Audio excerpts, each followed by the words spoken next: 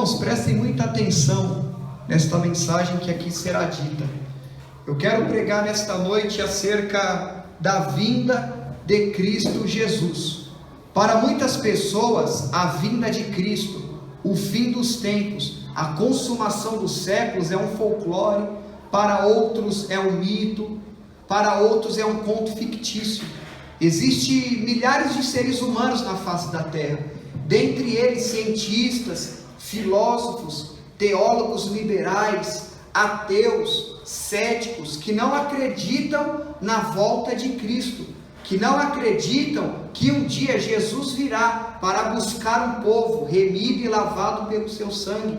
Muitos zombam, muitos escarnecem acerca da volta de Cristo. Muitos dizem que a volta de Cristo nada mais nada é do que um mito, um folclore, uma lenda ou uma invenção da mente humana. Mas quando nós começamos a discorrer o texto sagrado, quando nós começamos a ler as Escrituras e pegar as Escrituras e complementar e interligá-la acerca dos fatos que está acontecendo na humanidade, nós não temos para onde fugir, porque contra fatos não há argumento. E verdadeiramente tudo que está escrito na palavra de Deus, à medida que o tempo passa, profecias essas têm se cumprido. Então nesta noite eu quero falar sobre alguns significados da volta de Cristo Jesus. Se atentem ao capítulo 3 de 2 Pedro, no versículo 1 que a gente leu. O versículo começa dizendo assim: Amados, esta é agora a segunda epístola que vos escrevo. Em ambas procuro despertar com lembranças a vossa mente esclarecida, para que vos recordeis das palavras que anteriormente foram ditas pelos santos profetas. O argumento de Pedro é que a profecia sobre o dia do Senhor, ela não foi inventada pelos apóstolos. Desde os primórdios, desde da antiguidade, profetas foram levantados por Deus para pronunciar, para profetizar acerca do fim dos tempos. Então, a Bíblia Sagrada, o que está registrado nela, não é uma invenção da mente humana. O que os profetas da antiguidade profetizaram, o que os escritores das Escrituras relataram aqui, inspirados por Deus, não é um mito, não é uma invenção da mente, mas ao contrário disso, homens foram levantados por Deus, foram inspirados por Deus para proclamar acerca do fim dos tempos. Então aqui Pedro, ele começa dizendo: Amados, esta é agora a segunda epístola que vos escrevo. Por que a segunda epístola? Porque esta epístola é a segunda. Então ele está dizendo assim: olha, esta é agora a segunda epístola que estou escrevendo a vocês. E eu procuro despertar com lembrança a vossa mente esclarecida. A mente do homem, ela tem a capacidade de se esquecer do que foi dito a ela. Então Pedro está dizendo assim: olha, o que eu estou escrevendo para vocês é para despertar a consciência de vocês, é para despertar a mente de vocês, é para despertar a consciência de vocês. Por que Pedro, ele está dizendo isso? Preste atenção, meus irmãos. A igreja, ela precisa ser despertada regularmente, a fim de que o inimigo não possa encontrá-la adormecida. Então o que Pedro está escrevendo àqueles irmãos, eles já sabiam, mas só que Pedro está dizendo assim: olha, eu procuro despertar com lembrança a vossa mente esclarecida. Pedro está dizendo assim: olha, eu estou escrevendo essa epístola para vocês se despertar, para vocês trazerem na mente de vocês a realidade acerca do fim dos tempos, para vocês trazerem na mente de vocês que de fato o fim se aproxima. O que Pedro está dizendo aqui sobre despertar com lembrança a vossa mente esclarecida, traz a ideia de você recordar, de você fazer uma retrospectiva na sua mente acerca do fim dos tempos. Então, como eu disse, meus irmãos, o fim dos tempos não é uma lenda, a volta de Cristo não é um folclore, não é um mito, mas ao contrário, é um fato, é uma realidade. No mesmo versículo ainda, para que vos recordeis das palavras, preste atenção, siga na sua Bíblia aí, nosso irmão chegou agora, 2 Pedro, capítulo 3, nós estamos lendo, 2 Pedro, capítulo 3, nós estamos lendo o versículo 1, acompanhe comigo, a parte C, diz, para que vos recordeis das palavras que anteriormente foram ditas por quem? Pelos santos profetas. Então observe, meus irmãos, que toda a palavra de Deus, ela tem harmonia. Toda a palavra de Deus, ela não se contradiz. Não existe um versículo na palavra de Deus que vai contradizer outro versículo. A palavra de Gênesis a Apocalipse, ela tem o que? Harmonia. Ela tem o que? Concordância. Então o que Pedro está dizendo assim? Olha, para que recordei das palavras que anteriormente foram ditas pelos santos profetas.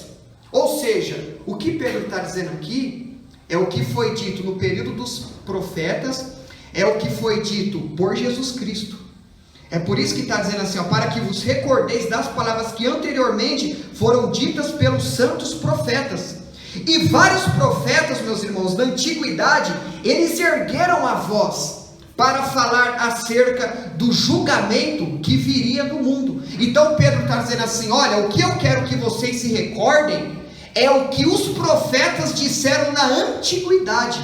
O que os profetas disseram na antiguidade é o que eu quero que vocês tragam nas suas mentes. Abram todos a palavra de Deus em Isaías capítulo 2, a partir do versículo 10. Abram todos lá, Isaías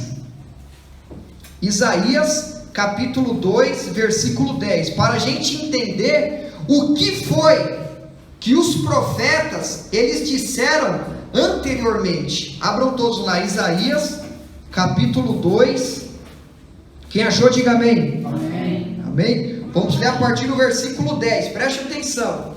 Ó, antes da gente ler, isso que nós iremos ler é o que Pedro está dizendo que os profetas disseram anteriormente. E essa profecia que foi escrita aproximadamente há 600 anos antes de Cristo, ela vai se cumprir ainda futuramente. Então observe a partir do versículo 10. Vai, entra nas rochas e esconde-te no pó, ante o terror do Senhor e a glória da sua majestade. Os olhos altivos dos homens serão abatidos, e a sua altivez será humilhada, e só o Senhor será exaltado naquele dia, porque o dia do Senhor dos exércitos será contra todo soberbo e altivo, e contra todo aquele que se exalta, para que seja abatido, contra todos os cedros do Líbano altos, muito elevados, e contra todos os carvalhos de Bazã, contra todos os montes altos, e contra todos os outeiros elevados, contra toda a torre alta e contra toda a muralha firme, contra todos os navios de Tarsis e contra tudo que é bela vista. A arrogância do homem será abatida e a sua altivez será humilhada, e só o Senhor será exaltado naquele dia. Os ídolos serão de todo destruídos. Então os homens se meterão nas cavernas das rochas e nos buracos da terra, ante o terror do Senhor e a glória da sua majestade, quando ele se levantar para espantar a terra. Agora folheie um pouco a sua Bíblia, abra no capítulo 13, para você entender as palavras de juízo, de condenação que esses profetas foram levantados para trazer à mente dos ouvintes a realidade do fim dos tempos. Isaías 13, a partir do versículo 6, observe, é uma outra profecia escatológica, futurística. Observa: uivai, pois está perto o dia do Senhor, vem do Todo-Poderoso como assolação, pelo que todos os braços se tornarão frouxos, e o coração de todos os homens se derreterá. Assombrar-se-ão e apoderar-se-ão deles dores e ais, e terão contorções como a mulher parturienta. Oriente olharão atônitos uns para os outros o seu rosto, e se tornará rosto flamejante. Eis que vem o dia do Senhor, dia cruel, com ira e ardente furor, para converter a terra em assolação e dela destruir os pecadores, porque as estrelas e constelações dos céus não darão a sua luz. O sol, logo ao nascer, se escurecerá, e a lua não fará resplandecer a sua luz. Castigarei o mundo por causa da sua maldade, e os perversos por causa da sua iniquidade.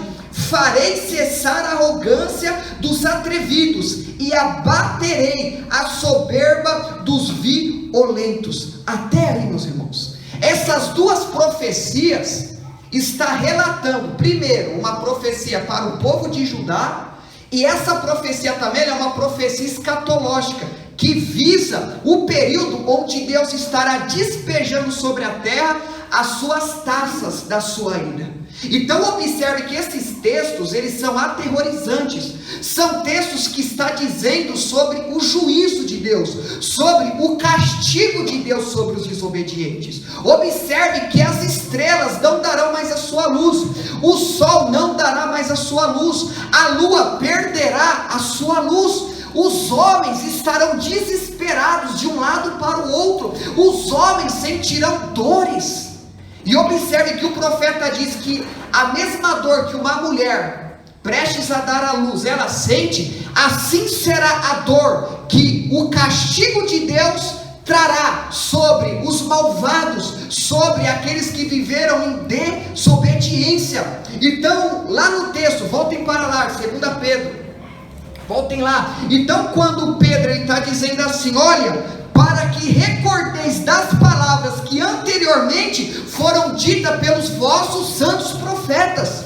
Que palavra é que é essa dos santos profetas? São essas palavras de juízo. A Bíblia diz, meus irmãos, que o que espera esse mundo é dor. O que aguarda esse mundo é o juízo de Deus.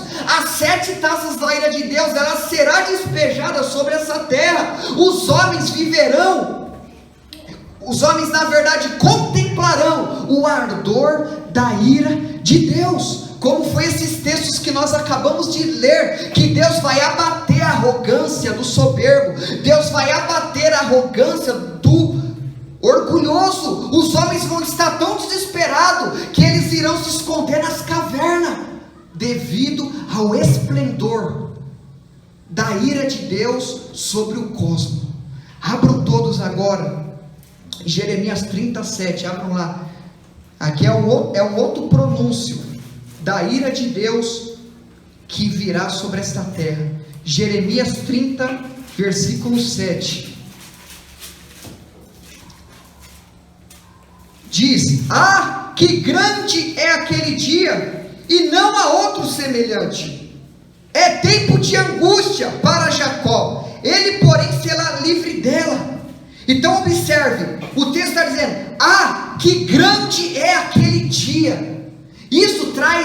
Isso enfatiza, dizendo: olha, que terrível será o dia da volta de Cristo Jesus. Quando Jesus voltar, para muitos será um dia de alegria, para outros será um dia de terror.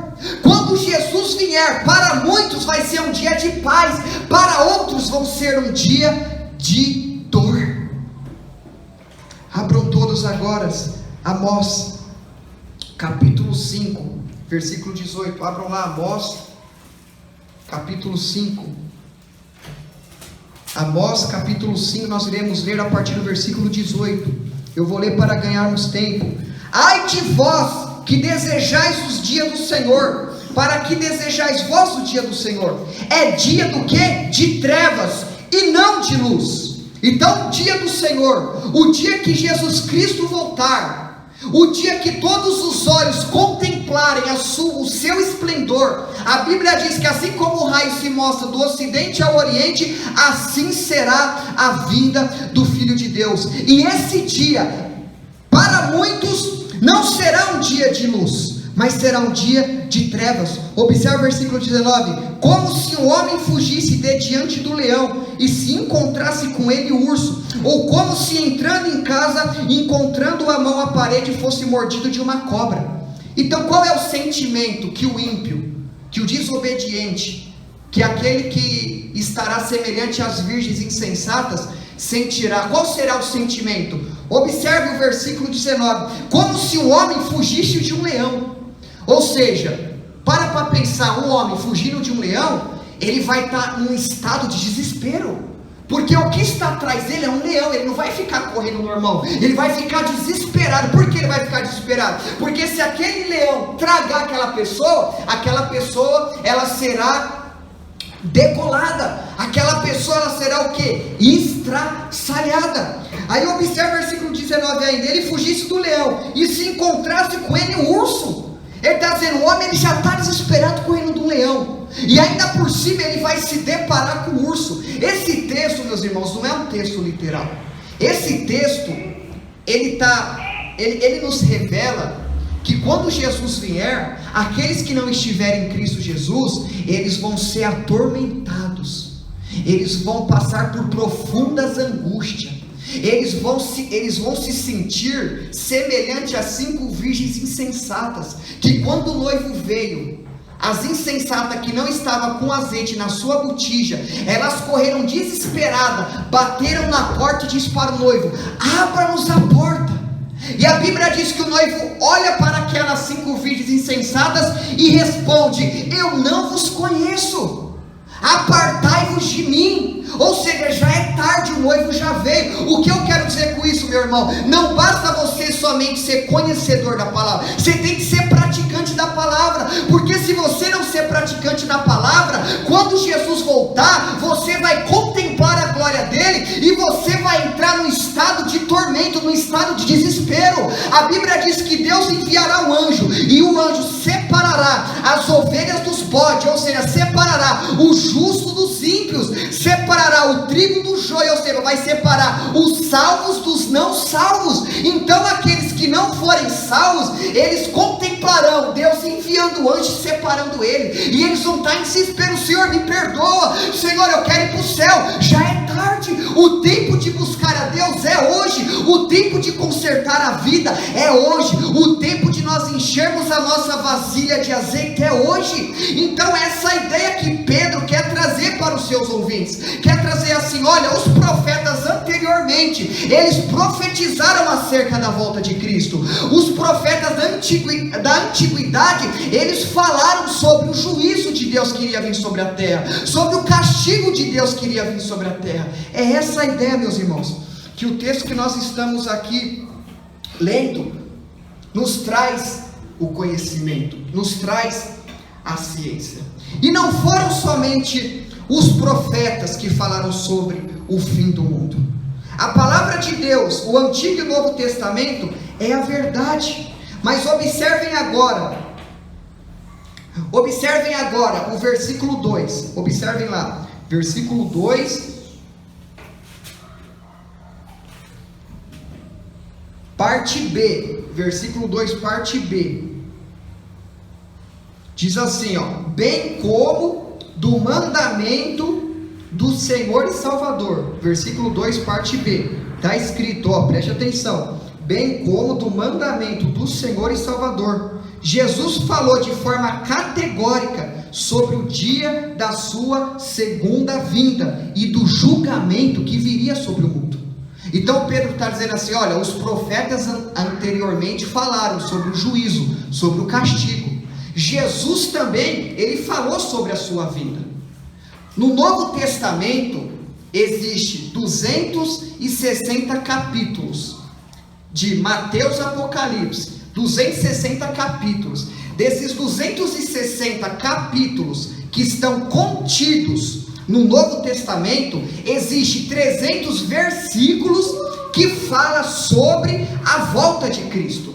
Então observe que toda a Bíblia Sagrada, ela enfatiza que o mundo um dia vai acabar, que Cristo um dia voltará. Então desses 260 capítulos, 300 versículos fala sobre a volta de Cristo. Tanto Jesus como os apóstolos citaram diversas vezes que Jesus virá, que no final dos tempos as evidências seriam dadas como guerra, rumores de guerra, epidemias, homossexualidade aumentando, lesbianismo aumentando, criminalidade aumentando, apostasia, frieza, o aumento de falsos profetas e outros demais sinais. Mas observa que esse versículo está dizendo assim, olha, bem como também o Senhor e Salvador Jesus Cristo falou. Pedro está dizendo assim, olha, ouve o que o Senhor está dizendo. Assim como os profetas disseram, o próprio Cristo também falou sobre a sua volta. O que os profetas disseram é aqui confirmado por Jesus, nosso Senhor e Salvador. O sermão escatológico de Jesus aborda os sinais da sua vinda. Abram todos em Mateus capítulo 24. Mateus capítulo 24. Preste muita atenção nessa mensagem, meus irmãos. Se você não usar o seu processo mental para compreender, você vai ficar perdido na mensagem. Amém? Amém? É necessário que você se incline a ouvir, a entender o contexto dessa mensagem. Observe Mateus capítulo 24. Vamos ler a partir do versículo 3. Observe. E ele lhe respondeu. Aqui é Jesus respondendo a uma pergunta dos seus discípulos. Vede que ninguém vos engane, porque virão muitos em meu nome dizendo, eu sou o Cristo, enganarão a muitos, e certamente ouvireis falar de guerras e rumores de guerras. Vede, não vos assustei, porque é necessário assim que aconteça, mas ainda não é o fim, porquanto se levantará nação contra nação, reino contra reino, e haverá fomes e terremotos em vários lugares, porém tudo isto é o princípio das dores. Agora vou para o versículo 10. Nesse tempo muitos vão te escandalizar e trair-se-ão uns aos outros, e uns aos outros se odiarão. Versículo 12. E por se multiplicar a iniquidade, o amor se esfriará de quase todos. Até aí. Então observem, nesse sermão do monte profético, é Jesus Cristo discorrendo, é Jesus Cristo ensinando o fim do mundo. Mas antes de ele dizer sobre o fim do mundo, ele falou, antes do fim, é necessário que ocorra alguns sinais. E quais sinais seriam esses? O aumento de falsos profetas, o aumento de falsos pastores, o aumento de falsos cristãos, o aumento de falsos cristos. Quais seriam os sinais do fim dos tempos? Guerras, rumores de guerra, terremotos, epidemias, doenças. O povo estaria vivendo como o período de Noé, valorizando mais o terreno do que as coisas do reino de Deus. Então por que a gente leu esse capítulo 24? Porque Pedro está dizendo para a igreja recordar o que os profetas disseram e o que Jesus disse. E nesta noite o Espírito de Deus, por meio da sua palavra, está trazendo na sua lembrança aquilo que você já sabe. É o que Pedro começa dizendo no versículo 1. Olha, eu procuro despertar com lembrança a vossa mente esclarecido aquilo que você já sabe. Então nesta noite a mente de vocês está sendo esclarecida, a mente de vocês estão sendo iluminadas, para vocês entenderem que o fim se aproxima, que o juízo de Deus está prestes a vir sobre esse mundo. Agora observem o mesmo versículo 2, mas a parte C, observem, ensinando pelos vossos apóstolos. Então observe que Pedro, ele centraliza a palavra.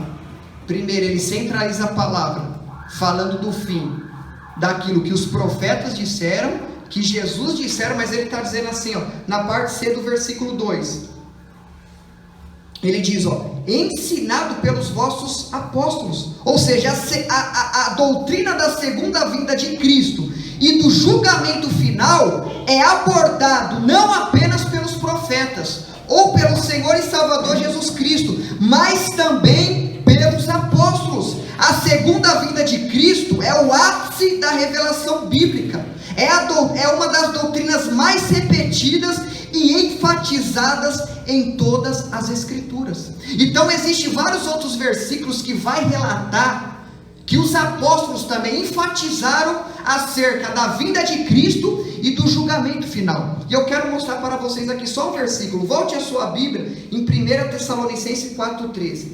Abram lá. 1 Tessalonicenses 4,13.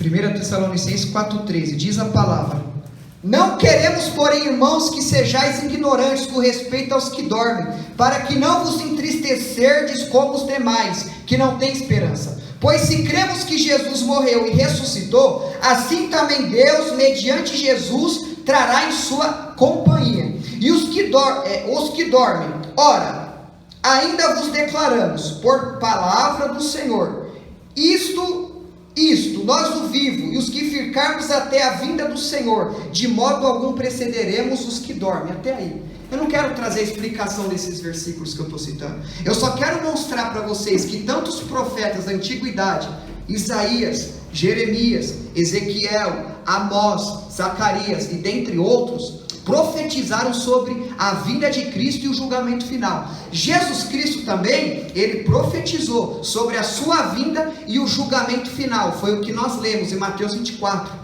E se nós discorrer Mateus 24, Mateus 25 e a maioria das parábolas de Jesus, ele fala também sobre a sua vinda e o seu julgamento final. Os apóstolos também, nas cartas paulinas, nas cartas joaninas e petrinas, tem citações também sobre a vinda de Cristo e o julgamento final. Então observe que esse primeiro ponto da mensagem que Pedro escreve aos irmãos dispersos, aos judeus e aos gentios que se converteram ao Evangelho, sobre a importância que nós temos que dar na palavra acerca da volta de Cristo. Por que tem pessoas que não têm convicção que Jesus vai voltar? Porque você não lê a palavra. Porque quanto mais você lê a palavra, quanto mais pregações você ouve sobre a volta de Cristo, mais convicção você vai ter da volta dele. Pedro, ele estava preocupado com os cristãos naquele período. Por qual motivo? Agora nós iremos entrar na parte 2 dessa mensagem. Observem o versículo 3. Versículo 3, parte A. 2 Pedro, capítulo 3, versículo 3. Diz: tendo em conta, antes de tudo, que nos últimos dias virão escarnecedores com seus escárnios.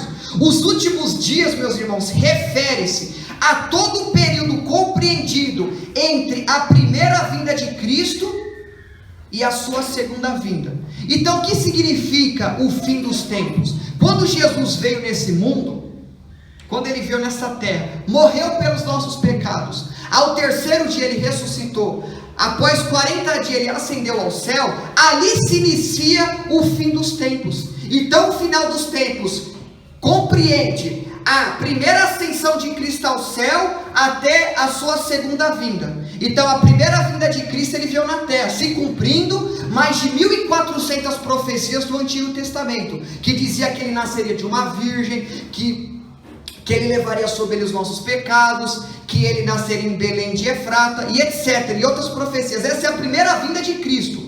A segunda vinda de Cristo será essa que eu estou dizendo aqui, que ele virá para buscar a igreja, que ele virá para condenar os ímpios, para julgar os ímpios.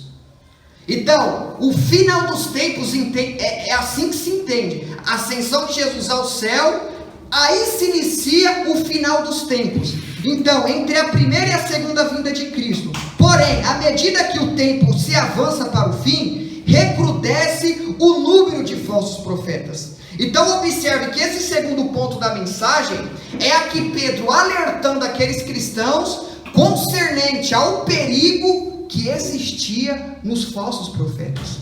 Os falsos profetas daquele período estavam atacando a igreja com falsas doutrinas, com falsas teologias.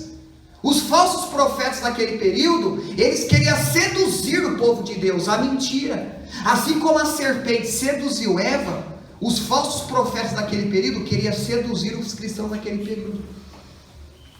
Não somente os falsos profetas daquele período, mas os falsos profetas deste período também, que querem enganar a igreja concernente à volta de Cristo. Então observa que o versículo 3 ele diz, tendo em conta antes de tudo, que nos últimos dias, o que é os últimos dias? O período que nós estamos vivendo, virão muitos escarnecedores, Viriam escarnecedores com seus próprios escárnios. O que isso representa, meus irmãos?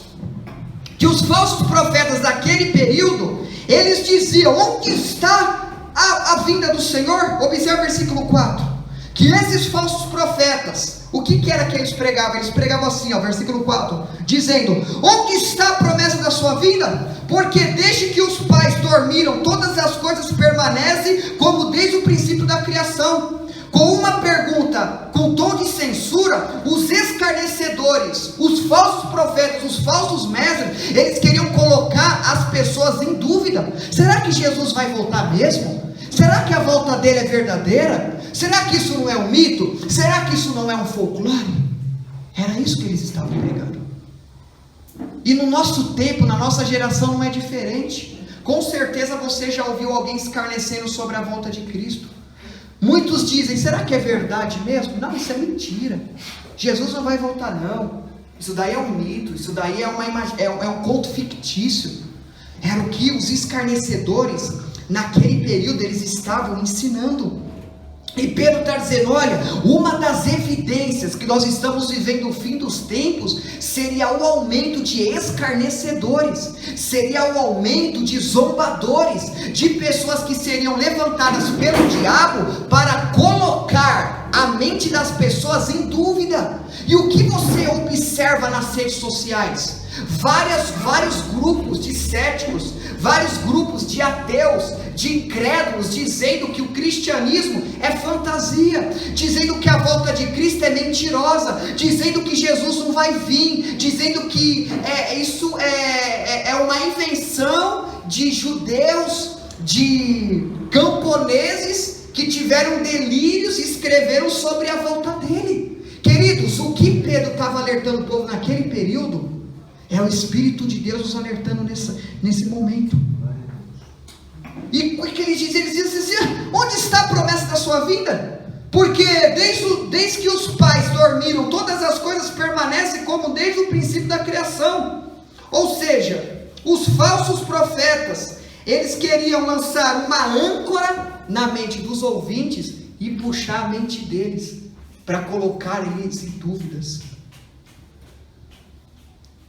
Eles diziam que desde os primórdios o mundo era o mesmo. Então o que aqueles falsos profetas eles queriam dizer? Preste atenção, meus irmãos. Preste atenção. Eles defendiam uma ideia chamada uniformitarianismo. E o que isso significa? Isso é uma perspectiva científica de que o universo e tudo o que há nele pode ser explicado por processos naturais que funcionam desde o princípio. Então, o que aqueles falsos profetas queriam ensinar? Eles queriam ensinar assim: olha, essa ideia de que Jesus vai voltar, isso é mentira. Essa ideia de que o mundo vai acabar é mentira. Essa ideia de que existe um Deus que vai vir buscar aqueles que obedecerem a sua palavra é mentira. Era isso que naquele período estava atacando a igreja. Eles queriam colocar em dúvida os cristãos daquele período. Eles queriam colocar em dúvida de que Deus não existia, de que não há necessidade de inventar um Deus para explicar a origem do universo e o desenvolvimento das criaturas vivas. E os falsos profetas daquele período também, eles estavam contaminados pela filosofia grega, que não acreditava que existe vida após morte. A filosofia grega que não acreditava de que existe um único Deus. Os gregos que não acreditavam que o mundo um dia ia acabar, mas que o mundo ele está sempre em processo de revolução, de evolução, de que o que está acontecendo é para acontecer, e que o mundo está caminhando em processo cíclico. Então esse ataque era o que estava afetando a igreja naquele período. E o Espírito de Deus nesta noite está dizendo que à medida que o tempo for passando, o que mais eu e você vai ver é escarnecedores. O que eu e você mais iremos contemplar é pessoas colocando você em dúvida. A Bíblia foi adulterada, a Bíblia é mentirosa, Jesus não vai voltar não. Ah lá, até agora ele não voltou. Era o que os falsos profetas estavam dizendo. Eles estavam dizendo assim: olha, onde está a promessa? Ele falava assim: ó, desde a antiguidade ele não voltou até agora, então ele não vai mais voltar. Era o que os falsos profetas estavam dizendo. É o que muitos dizem hoje. Eu já ouvi muitos dizendo que Jesus vai voltar o quê? Eu ouço isso desde a época da minha avó, até agora ele não voltou. Queridos, para Jesus voltar, é necessário que todas as suas profecias se cumpram. Para Jesus voltar, é preciso que o número dos eleitos se cumpra. Para Jesus voltar, é preciso que todas as suas palavras, que todas as suas profecias sejam cumpridas, para que então ele volte.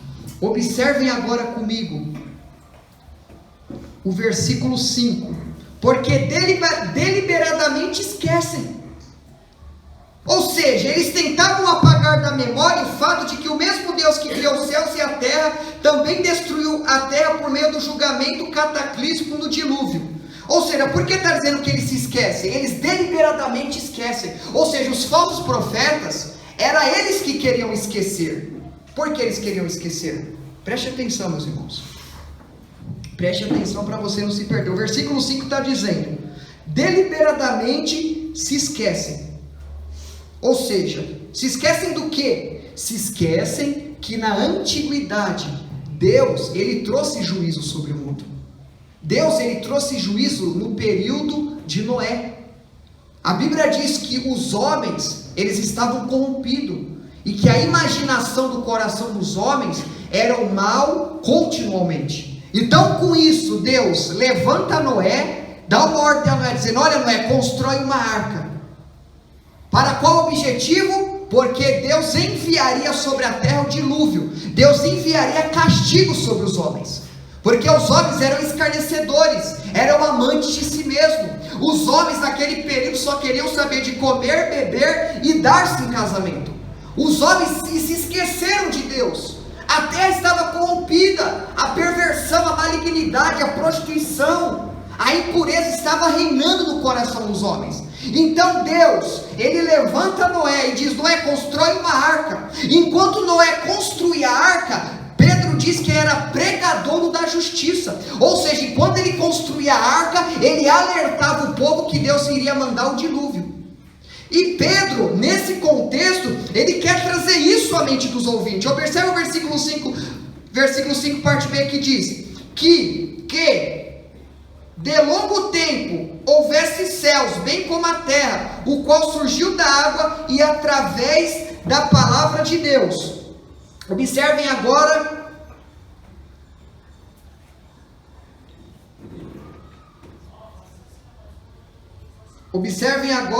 peraí, eu me perdi aqui. Versículo 6, versículo 6, pelo qual veio a perecer o mundo daquele tempo, afogado em água. Então o que Pedro está dizendo aqui? Está dizendo assim: olha, o que os falsos profetas estão dizendo, que Jesus não vai voltar, é mentira. Porque Deus antigamente ele trouxe juízo. E assim como Deus trouxe juízo antigamente, ele também trará juízo nessa geração. Naquele período, a humanidade estava desacreditando que Deus iria mandar o dilúvio.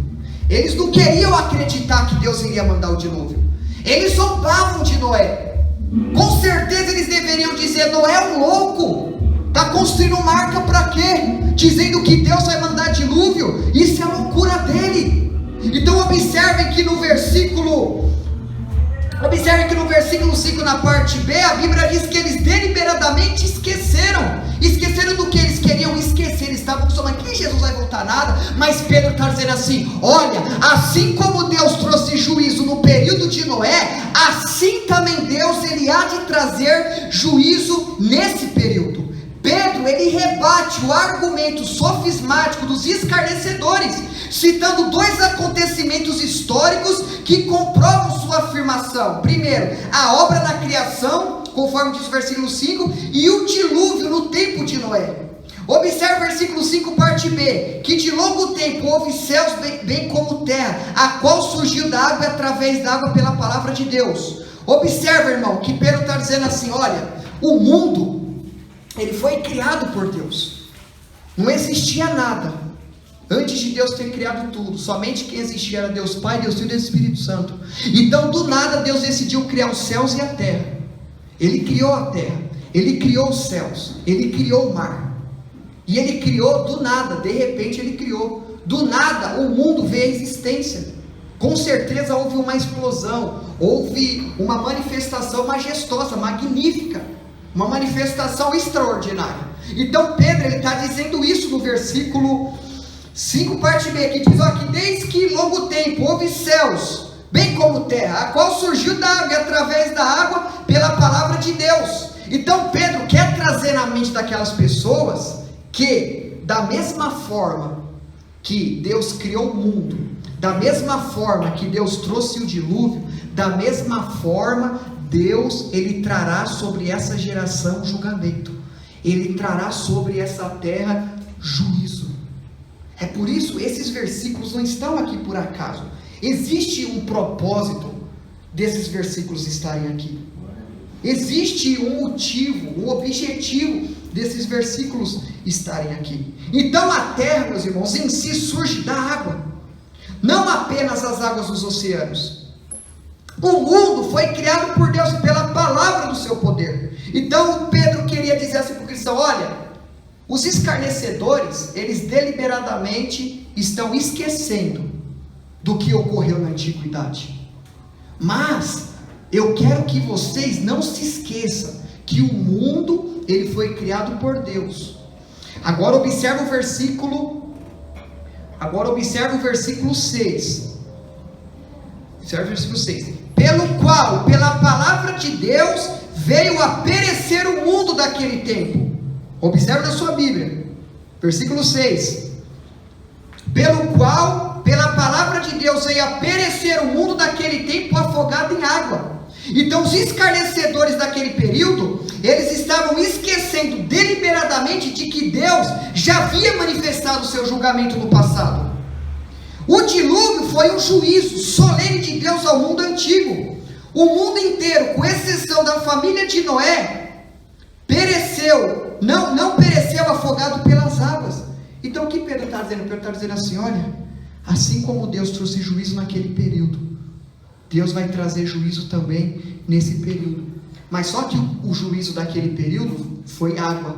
Deus rompeu os céus. Deus, ele rompeu todas as fontes do grande abismo, e as comportas do céu se abriram, e a água veio de baixo e de cima e cobriu toda a terra, e todas as almas viventes foram mortas.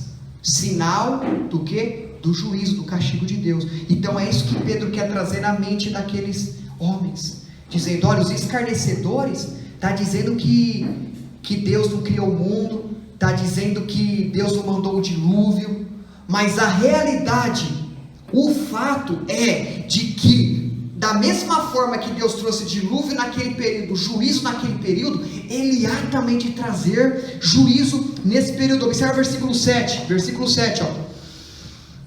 Ora, os céus que agora existem e a terra, pela mesma palavra, têm sido entesourados para o fogo, estando reservados para o dia do juízo e destruição dos homens ímpios. Então Pedro, meus irmãos, ele está contrastando o mundo antigo com os céus e a terra do presente. O mundo do tempo de Noé foi destruído pela água, mas o mundo presente, ele será destruído, queimado pelo fogo. A conclusão é que o dilúvio daquele período, ele foi universal. O juízo de Deus naquele período foi universal, e da mesma forma o juízo de Deus para essa geração vai ser um juízo universal. Então Pedro, ele está contrastando, Pedro, ele está unificando, dizendo: olha, Deus trouxe dilúvio naquele período, destruiu os homens naquele período, e nesse período também, os céus que agora existem e a terra,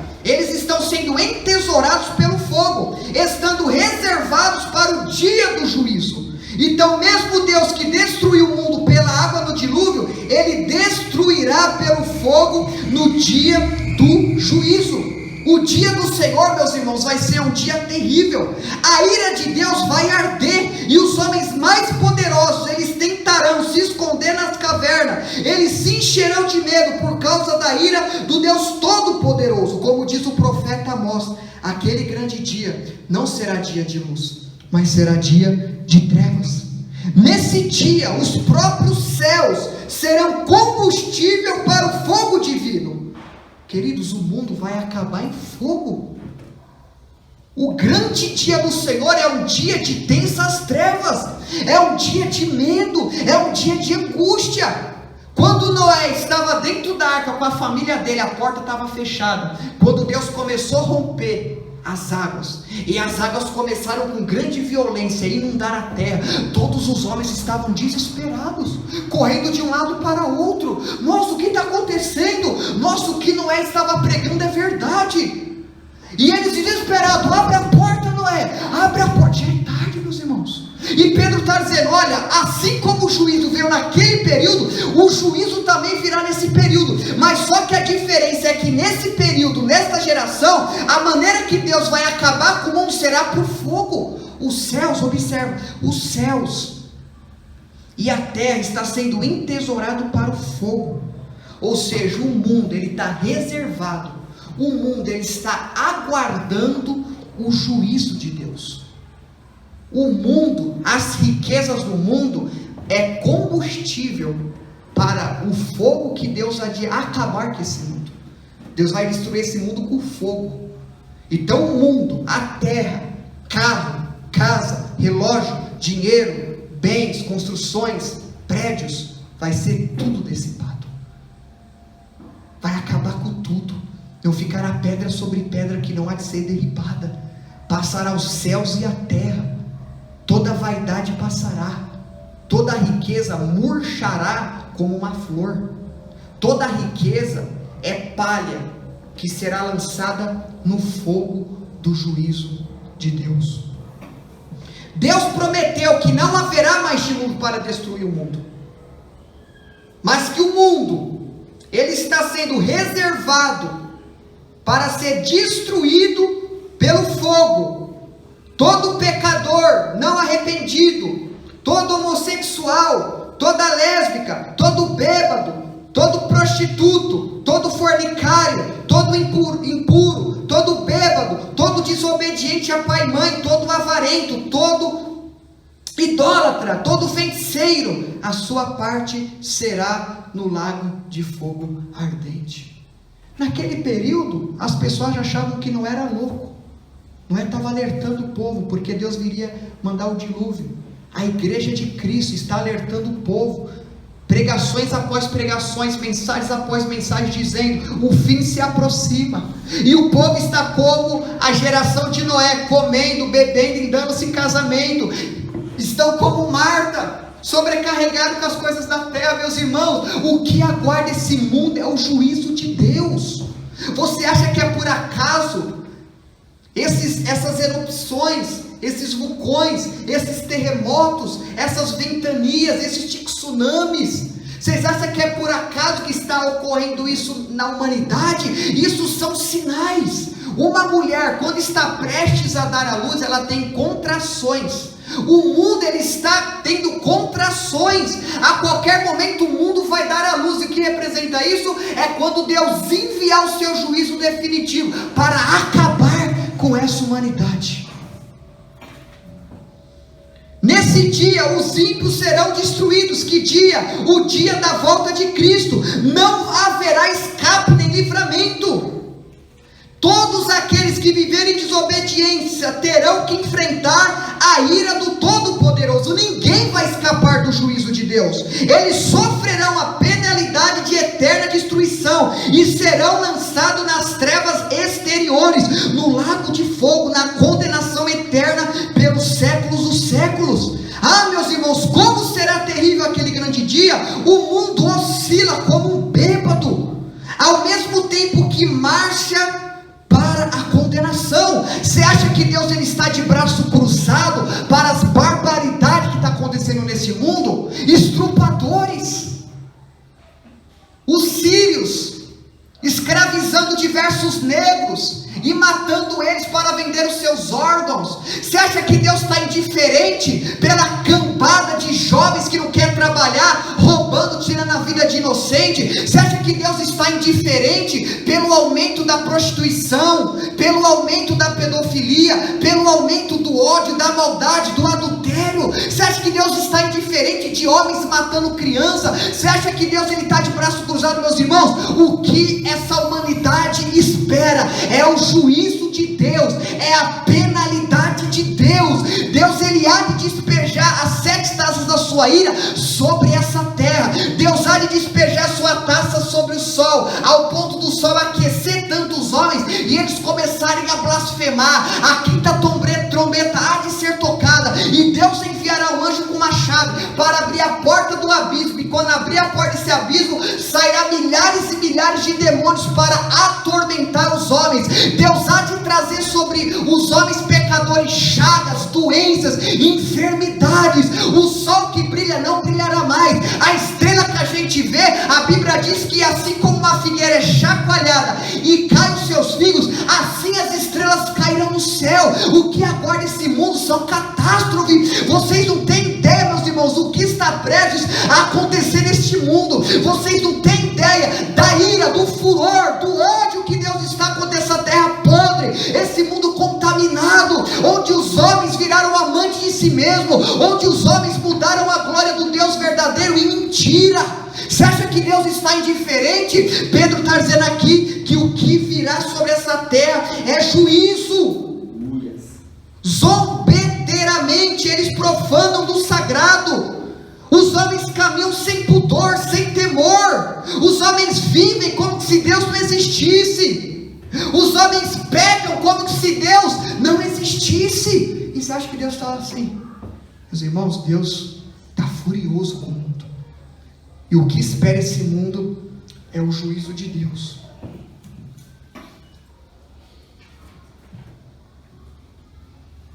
E observe como que será o juízo de Deus sobre esse mundo. Observe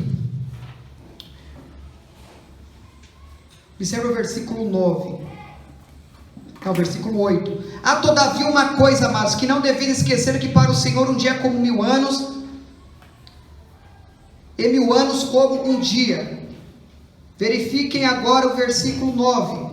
Não retarda o Senhor a sua promessa, como alguns a julgam demorada. Pelo contrário, Ele é longânimo para convosco, não querendo que nenhum pereça, senão que todos cheguem ao arrependimento. Observe agora o versículo 10. Virá entretanto como ladrão o dia do Senhor. O dia do Senhor virá e não tardará.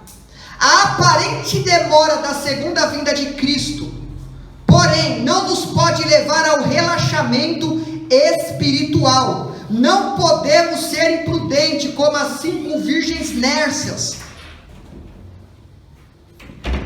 Ou seja, Pedro está dizendo que Jesus virá e a sua vinda não tardará, por mais que alguns as tenham por demorado, mas a sua vinda não tardará, a sua volta está prestes.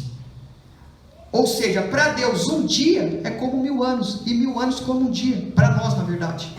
Ou seja, o tempo de Deus é diferente do nosso. Deus está fora do nosso tempo, que é o tempo Cronos. O tempo de Deus é o Kairos. Ou seja, Deus é eterno, Deus ele é ilimitado, Deus ele está fora do nosso tempo. Então, por mais que os homens entendam, pensem que Cristo está demorando, Ele não tarda a sua promessa. A promessa de Deus, ela é fiel. A promessa de Deus, ela se cumpre dentro dos eternos planos soberanos de Deus. Então, por mais que alguns dizem, mas será mesmo que Ele vai voltar? Porque Ele está demorando muito. Ele não é homem para que minta, nem filho do homem para que se arrependa. Porventura Deus diria algo e não cumpriria? O que Ele disse que aconteceria, há de ocorrer. Versículo 10, parte B. Observem como que será o juízo de Deus, no qual os céus passarão com estrepitoso estrondo, e os elementos se desfarão, abrasados, também a terra e as obras que nela existem serão atingidas. O dia do Senhor será tremendo, a ira do Deus Todo-Poderoso limpará o mundo de todo vestígio do pecado. A própria natureza, que agora está gemendo com dores de parto, derreterá pelo fogo de Deus. A terra e as obras que nela existem serão atingidas por esse fogo divino. Então preste atenção, meus irmãos, que Pedro, ele é contundente em afirmar que ruirá tudo aquilo que o homem tiver construído. Os tesouros que os homens ajuntaram derreterão. Nada que o homem tiver levantado ficará de pé. É isso que ele está dizendo no versículo 10, na parte B. Nos quais os céus passarão com estrepidoso estrondo, e os elementos se desfarão abrasados, também a terra e as obras que nela existem. Então os elementos se desfarão abrasados.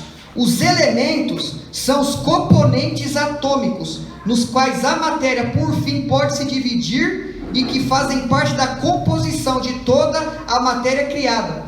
Pedro, ele quer dizer que todos os átomos, nêutrons, prótons, elétrons vão se desintegrar. Toda a terra natural e física em sua forma atual, com todo o seu universo será consumido.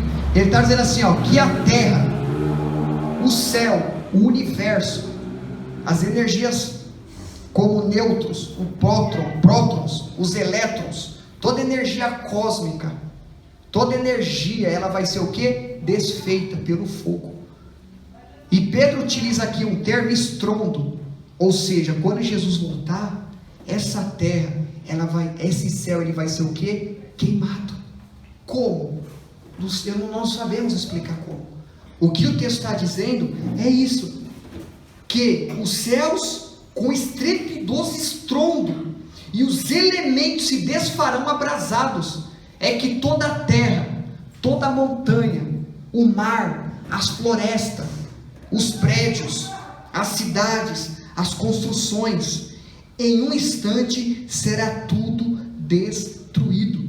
A expressão se desfarão abrasados significa desintegrar-se e dissolver-se. Ou seja, isso dá a ideia que o mundo ele vai ser decomposto e os seus elementos fundamentais, exatamente o que acontece na liberação da energia atômica. Então para pensar, meus irmãos, o céu ele vai ser desintegrado, o céu ele vai se dissolver, porque ele não vai mais existir. E qual vai ser a substância que Deus vai utilizar para que a terra e o céu sejam totalmente destruídos? O fogo. Porque o mundo ele está entesourando para ele mesmo, para o dia do juízo. Ou seja, quanto mais riqueza os homens estão adquirindo, isso significa que os homens estão aumentando a quantidade de lenha, para quando Deus mandar o juízo, ele ser mais tenebroso. Se você pega a lenha, quanto mais lenha você coloca, maior será o fogo. Assim é o mundo.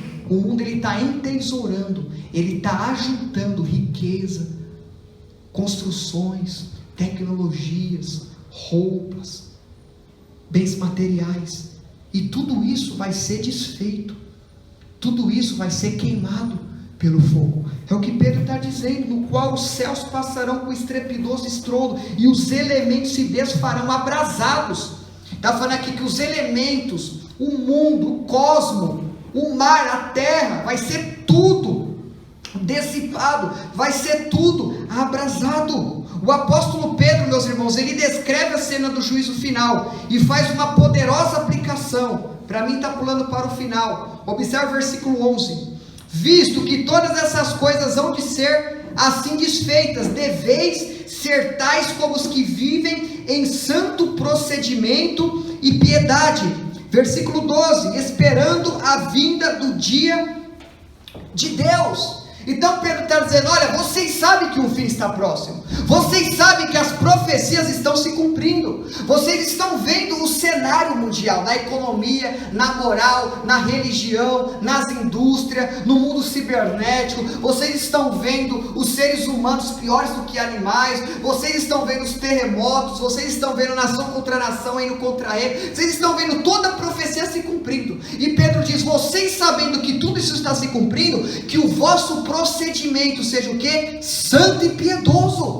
Eu e você, sabendo que Jesus está voltando, qual deve ser o nosso dever, meus irmãos? Amar mais a Deus, viver mais em santidade, exercer mais misericórdia. Eu e você, sabendo que Jesus está voltando, devemos urgentemente se arrepender dos nossos pecados, consertar a nossa vida diante de Deus. Se você não tem certeza que você é salvo, vai diante de Deus arrependido. Se você não tem certeza que se Jesus voltar agora você herdará a vida eterna, Jesus, ele te convida: vinde a mim, todos vós que estáis cansados e sobrecarregados, que eu vos aliviareis. Se você não tem certeza da sua salvação, há perdão para os seus pecados, há libertação para essa sua fraqueza. Por qual motivo? Jesus morreu na cruz, e na cruz ele levou os nossos pecados. O castigo que nos traz a paz, ele levou sobre ele. Então ainda há oportunidade para você que não é salvo. E para você que é salvo, qual deve ser o seu dever? Se santificar mais, que o santo se santifique-se mais, que o justo pratique justiça ainda. Eu e você que temos certeza que somos salvos, qual deve ser nosso dever? Buscar mais a presença de Deus, encher-se mais do Espírito Santo, vigiar mais, se inclinar mais para as coisas que agradam a Deus. E além do nosso dever ter um procedimento santo e piedoso, é esperar a vinda do Senhor. O dia de Deus é um grande e glorioso dia, meus irmãos. Ou seja, a nossa expectativa deve ser o quê? A volta de Cristo. Como o Hélito esteve pregando aqui na terça, que a noiva e o noivo, quando eles não são casados, eles ficam naquela expectativa de estarem juntos.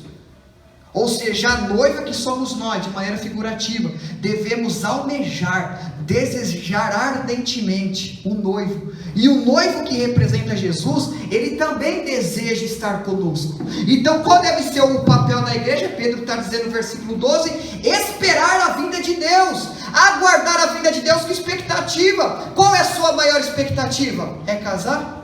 É ter o carro? É ter a casa? É ter um bom salário? É ter a sopa do ano? Essa é a sua maior expectativa?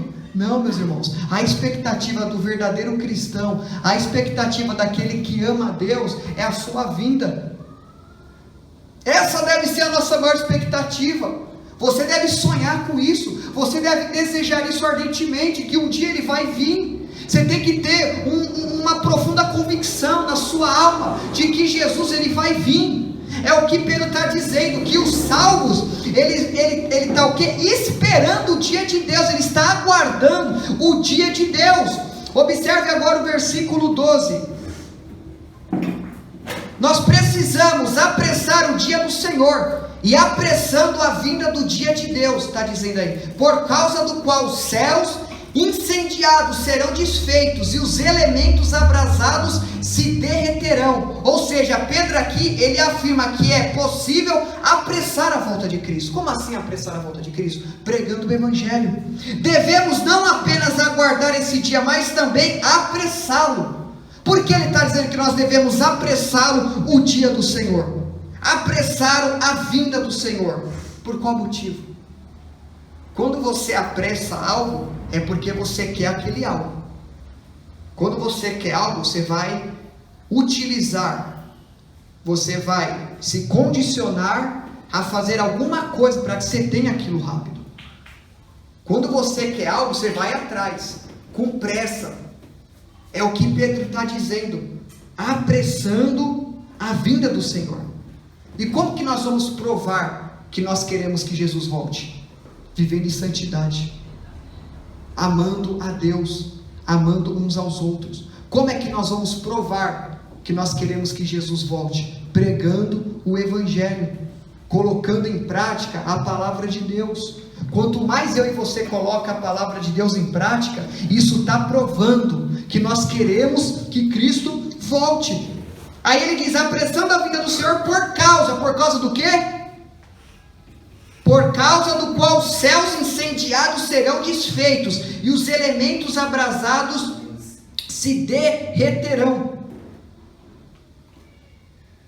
Então, meus irmãos, nós temos que aguardar o cumprimento da consumação do mundo.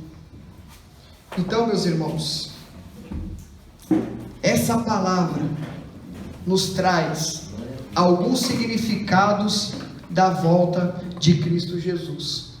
Apresse a volta de Cristo, se prepare para a volta de Cristo. Tudo nos mostra que Jesus está voltando. Parece que não, às vezes, devido a trabalho, a curso, as coisas naturais da vida, acaba trazendo na nossa mente esquecimento, acaba trazendo na nossa mente uma cauterização. E muitas das vezes a sua expectativa maior é ter dinheiro, é ter uma casa própria, é ter um carro. Tem vezes que a sua maior expectativa é as coisas da terra. Você está correndo risco se a sua maior expectativa é as coisas da terra. Eu não estou dizendo que é errado você querer ter uma casa, um carro, um bom emprego. Errado é isso predominar a sua mente. Errado é isso ter tanta ênfase dentro de você ao ponto de você se tornar insensível acerca da volta de Cristo. O que aguarda o mundo, meus irmãos, é o juízo de Deus. Eu quero concluir essa mensagem lendo com todos vocês. Abram todos, por gentileza. Abram todos a palavra de Deus. Em Apocalipse capítulo 15. É isso que aguarda o mundo. O que aguarda o mundo, meus irmãos, é o julgamento de Deus, é o juízo de Deus, é a punição de Deus sobre os homens. Para muitos naquele grande dia, como nós lemos aqui no princípio, será dia de trevas, mas para os salvos vai ser dia de luz.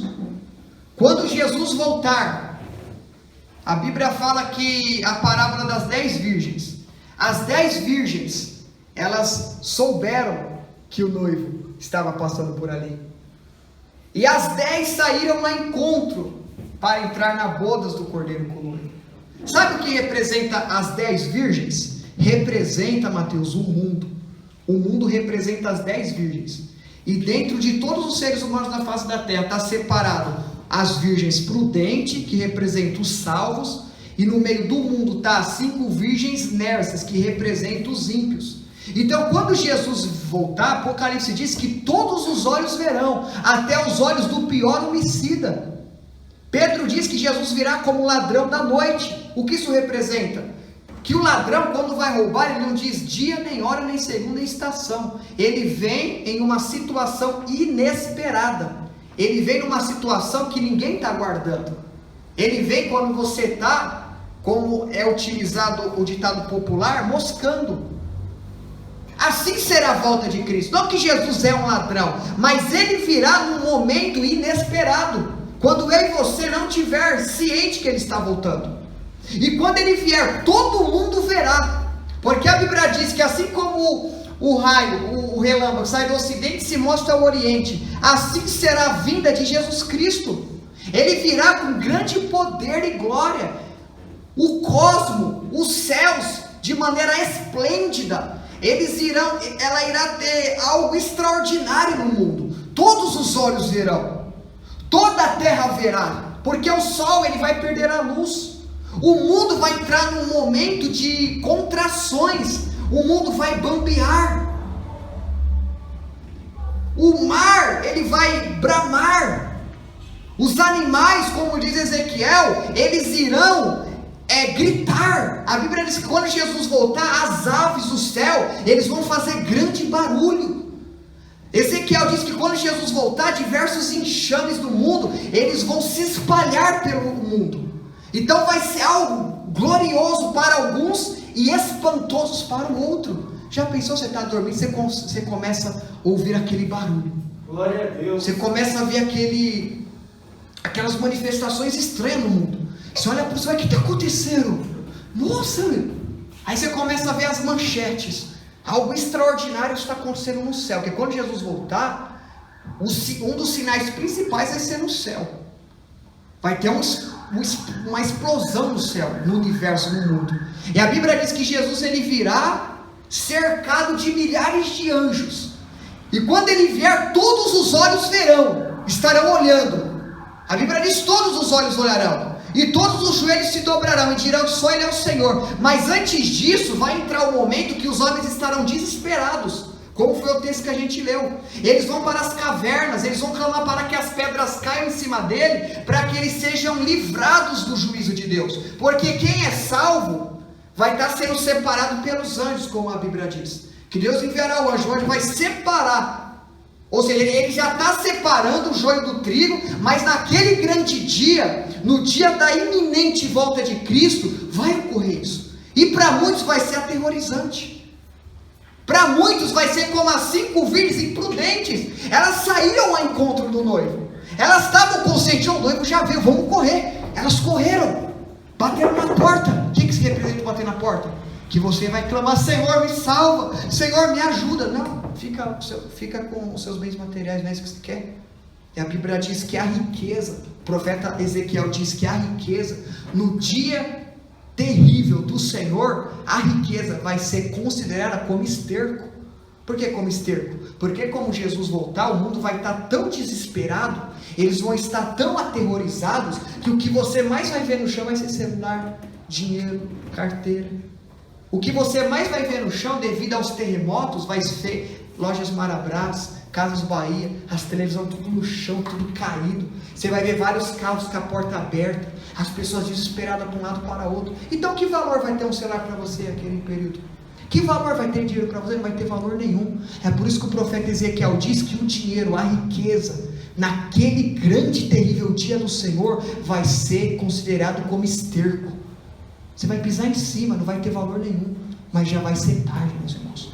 E de maneira gloriosa, esse cenário para nós salvos vai ser um dia de paz, vai ser um dia glorioso, vai ter um dia onde nós iremos desfrutar da eternidade, vai ser o dia onde os salvos vão obter um corpo incorruptível, um corpo imortal, e vão herdar a vida eterna com Deus, desfrutando de paz, de alegria, de amor, vão passar toda a eternidade numa esfera, como Pedro diz no versículo 3, que Deus criará novos céus e nova terra, onde habitará a justiça. Esse céu vai ser queimado pelo fogo, esse céu e terra não existirão mais, mas o que nos aguarda, novos céus e nova terra, onde o Cordeiro de Deus habitará glorioso, majestoso, e nós iremos estar com Ele, meus irmãos, para todo sempre. Quem entendeu a palavra, diga amém. Amém.